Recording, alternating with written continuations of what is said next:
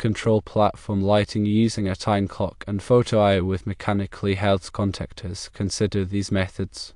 One method involves parallel wiring. Firstly, connect the wires from the photo eye to the time clock as indicated in the drawing. Secondly, connect the normally open contacts of one contactor in parallel with the normally closed contacts of the other contactor. Thirdly, supply voltage to the contactors as per the drawing.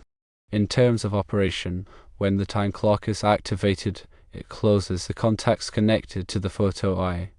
This completes the circuit to one contactor, holding it closed and energizing the platform lighting.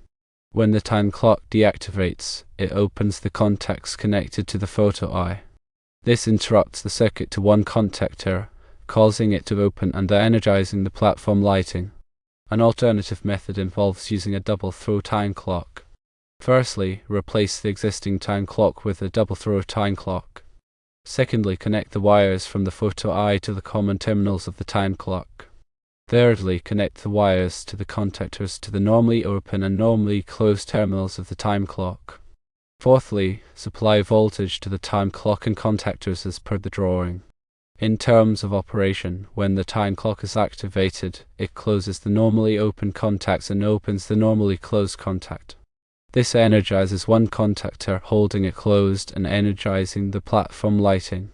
When the time clock deactivates, it opens the normally open contacts and closes the normally closed contacts.